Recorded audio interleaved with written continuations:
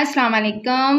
मैं doctor Mahavir Shaikh homeopath clinic से आप सबको खुशामदीद। आज इस न्यू टॉपिक की इंफॉर्मेशन के साथ आए। इस टॉपिक का नाम है डिस्मेनोरिया। डिस्मेनोरिया अगर किसी पेशेंट को होता है तो वो कौन से साइन ऑफ सिम्टम्स के साथ आएगी।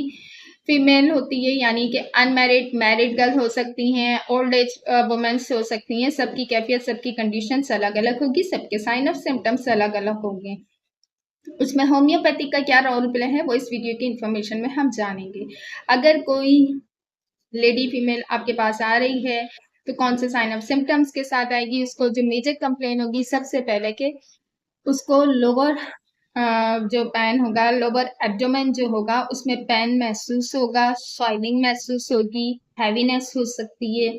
इस वुमेन को नोजिया या वोमिटिंग की कैफियत हो सकती है। इस पेशेंट को डिसेंट्री हो सकती है। इस पेशेंट के मूड स्विंग हो सकता है, इरिटेट हो सकती है, हेडेक हो सकता है, स्वेलिंग हो सकती है। इस पेशेंट को फीवर की भी कैफियत हो सकती है। हर पेशेंट का कॉन्स्टिट्यूशन अलग अलग होता है। यहाँ पे जो भी आपको सिम्टम्स बताए जाते हैं वो सब मल्टीपल्स होते हैं, यानी कि हर पेशेंट अगर आपके पास आ रहा है तो कोई ना कोई अलग कंप्लेन के साथ आएगा। सबसे मेजर कि इसको पेन फील होगा और हैवीनेस होगी, क्रैम्प्स आएंगे, इसको टांगों की नसें भी खिंच सकती हैं, वीकनेस की शिकायत भी हो सकती है।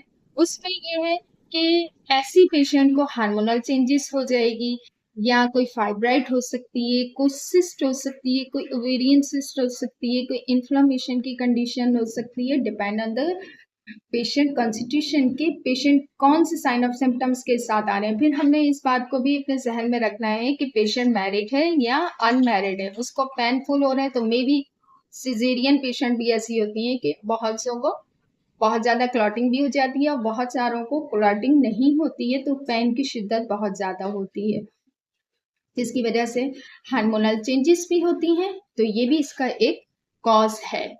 अब इसमें पेशेंट आपके पास जो आ रही है वो किस साइन ऑफ सिम्टम्स के आ रही है, क्योंकि कुछ पेशेंट ऐसा होता है कि जब पीरियड्स आ रहे होते हैं तो मूड स्विंग होने की वजह से जैसे डिप्रेशन का शिकार, जैसे इरिटेट होना, जैसे फोकस नहीं करती अपने बात के ऊपर, चिड़चिड़ाहटपन का बहुत ज़्यादा शिकार होती हैं। इसमें ये होम्योपैथी का रोल प्ले क्या है और होम्योपैथी में हम कौन सी मेडिसिन यूज कर सकते हैं। बाज़ दफ़ा ऐसा होता है कि एनीमिकल कंडीशन होने की वजह से भी ये कैफियत हो सकती है कि आपको जो पीरियड्स आएंगे वो पेनफुल होते हैं, स्वेलिंग भी होती है आपको। इसमें हर पेशेंट का कॉन्स्टिट्यूशन अलग अलग होगा। इसमें होम्योपैथी की जो मेडिसिन हम रेगुलर बेस पे यूज कर सकते हैं जैसे कि पल्सलचिला, बेलाडोना, मैग्नीशिया फास्ट, नेट्रामेयोर, सीपिया, सिमिसिफिका, हम पेशेंट की सिम्टम्स को देखते हुए मेडिसिन देंगे।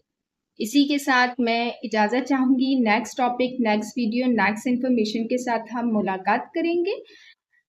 चैनल को सब्सक्राइब कीजिए, लाइक कीजिए, इन्फॉर्मेशन को शेयर कीजिए। Doctor Mahavir Shaikh homeopath clinic. अल्लाह हाफिज़।